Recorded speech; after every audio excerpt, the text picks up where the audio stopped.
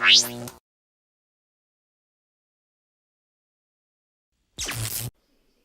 here with Ray Merriam at the Startup Canada Town Hall in Truro, and Ray is a long-term entrepreneur and a business leader in the local community. So we want to find out first from you, Ray, what inspired you to choose entrepreneurship? What excites you about entrepreneurship? And you've got any kind of great lessons you've learned throughout your career and experiences that you'd like to share with the community?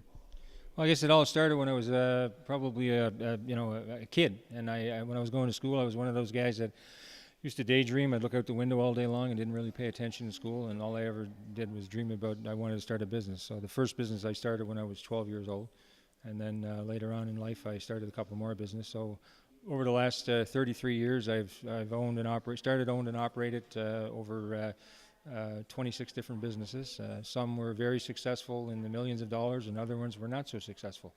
I've been up and down a lot, I can tell you that. So No, so then on the issue then of, we talked about red tape. You talked a lot about kind of what appears to be a small firm challenges. Do you think that there's a unique place in Canada and Nova Scotia for the small firm as opposed to the large firm? And do you think it has some unique requirements that may not currently be addressed? sure, every community in Canada has room for entrepreneurship. I mean, they're all around there. Every community has entrepreneurs. They all start somewhere, whether they start a restaurant or a small business or a retail shop, a mom and pop secondary store, or what have you. And some of them are very fortunate to grow into larger operations. I mean, I can think of one, the Body Shop, for an example. I mean, or other companies that have become national recognized brands.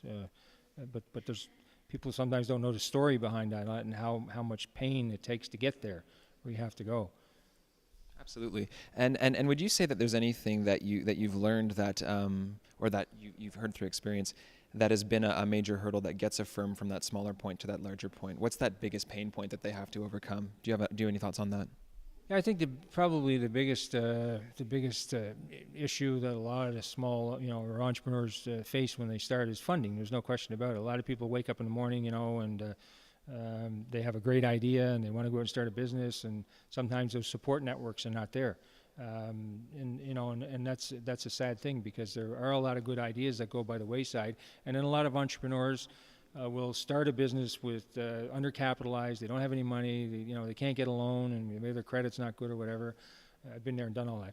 And it's just there needs to be more of a support mechanism in the communities to support them. For an example, when I look at some of the things that the provinces in this country do with tax incentives, tax rebates, or employee payroll rebates for call centers that come and so on.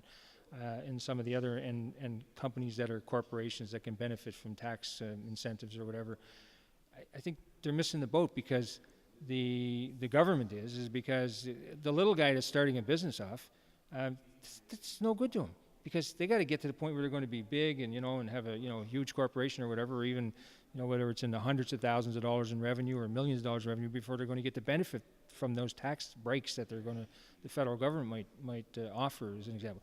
I think there's got to be a new way to look at that, provide some sort of access to funding or whatever, like basically, I don't know how to describe this, but give the small business, the entrepreneur, some, rather than wait until you get that big, put something in place that even it's a repayable type of loan or something like that, just not interest free. I mean, entrepreneurs are willing to pay their way, but they need a little bit of help to get started. And of course, as you know, a lot of the banks won't do anything. I just seen Bank of Montreal here today advertising that they're now all of a sudden they're going to be the godsend for small business, and we're going to loan. We got 10 million, 10 whatever, how many hundreds of millions of dollars they're going to have ready to loan to small business. Well, that's all window dressing. I'll see it when I believe it, or I'll believe it when I see it. The one sentence that you would use to kind of bolster them, give them some great support to keep going.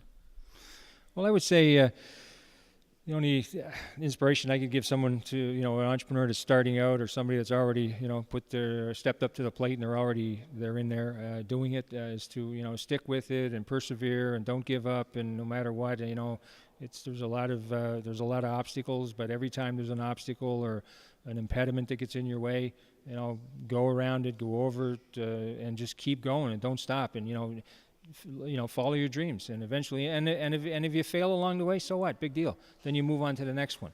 And always have a new challenge. I think is that when one ends, there's always another one. Absolutely. Thank you so much. So that's Ray. Had a great chat with him, and we'll be seeing this up on Startup Canada.